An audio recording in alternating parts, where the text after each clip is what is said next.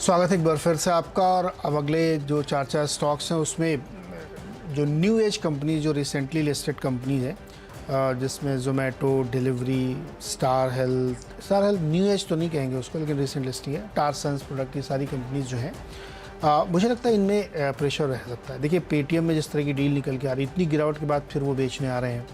इससे पहले आपने कल देखा होगा कि सफ़ायर फूड का लॉक इन ख़त्म हुआ, स्टॉक 5-6% नीचे था। तो जैसे जैसे लॉक इन ख़त्म हो रहा है स्टॉक्स में प्रेशर देखने को मिल रहे हैं और इन कंपनियों के सामने एक बहुत बड़ा चैलेंज है कि ये प्रॉफिट बना के दिखाएं। मार्केट अब उसके एक्सपेक्टेशंस रख रहा है, तो जो पूरा एक इन्वायरमेंट है मार्केट का वो इनके फेवर में नहीं है इस समय। तो हमें लगता है कि ये जब से ही मार्केट में कुछ दिक्कत या दबाव दिखता है तो ये स्टॉक सबसे पहले कमज़ोरी दिखाने लगते हैं। और आप देखेंगे जाके तो अपने 52 वीक हाई से 40-50-60-70% तक कमज़ोर हो चुके हैं। तो मुझे लगता है कि ये आज प्रेशर में रह सकते हैं और खबर चूँकि पेटीएम की है तो उसका एक रिपल इफेक्ट इनमें ज़रूर देखने को मिलेगा।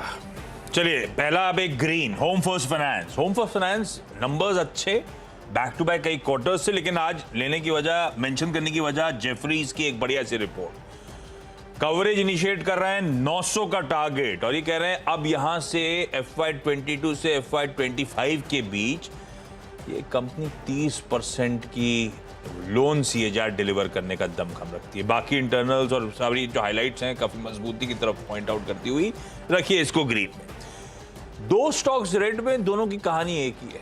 दरअसल एक ऑर्डिनरी है, एक डिफरेंशियल वोटिंग है। टाटा मोटर्स दोनों ही रख दिए, छोड़ता तो ये ले लेते। मैंने क्या करा, दोनों ही रख लिए, ले लेते ना आप। बिल्कुल तो मैंने इसलिए दोनों रख लिया। मैंने देखा कि कल DVR भी लगा लिया, गुंजाइश नहीं छोड़ी। तो हुआ क्या है, अब हो सकता है बहुत नॉर्मल कोर्स ऑफ बिजनेस हो, लेकिन क्या है दिमाग में आता है। जैगुआर लैंड रोवर के CEO साहब ने कल इस्तीफा दे दिया।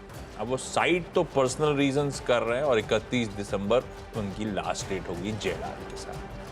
पर क्या इस्तीफे का समय ऐसा है जब JLR दिक्कतों में आ गया, मार्जिन तगड़े कॉन्ट्रैक्ट होने, फाइनेंशियल्स डिटेरिएट हो रहे थे, डेट बढ़ रही थी, गाइडेंस डाउनवर्ड रिवाइज हो रहा था, उस बीच इस तरह का इस्तीफा आता हुआ। तो इसीलिए दोनों को रेड लेके चल रहा हूं आज के लिए। जाते जाते जेट एयरवेज को भी लाल लेके जा रहा हूं। उड़ान नहीं भर पा रहे। आपको याद होगा कब मेंशन था कि पहली फ्लाइट शुरू होने वाली है। वो जो जलान कैलरॉक और लेंडर्स के बीच में, वो कंसोर्शियम के बीच में दिक्कतें बढ़ती चली जा रही हैं।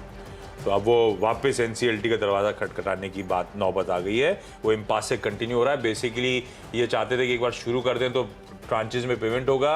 लेंडर्स चाहते हैं पहला इंस्टॉलमेंट अपफ्रंट होगा तभी रिलीज करा जाएगा सब कुछ, फ्लाइट एयरक्राफ्ट वगैरह। तो मामला फंसता ही चले जा रहा है। जेट ने बहुत अच्छे मूव्स दिखाए थे, अब उतनी स्ट्रांगली करेक्ट हो रहा है। करेक्ट ऑलरेडी हो रहा है, डेवलपमेंट कोई नया नहीं है, बस अपडेट्स आते चले जा रहे हैं। तो वॉच आउट करिएगा, लेकिन इससे अभी दूर रहने का जब तक इस स्टॉक में क्लैरिटी नहीं आती। क्विकली छोटा सा ब्रेक ले रहा हूं। ब्रेक के उस पार जब लौटेंगे तो टीम्स का एक क्विक रैप अप।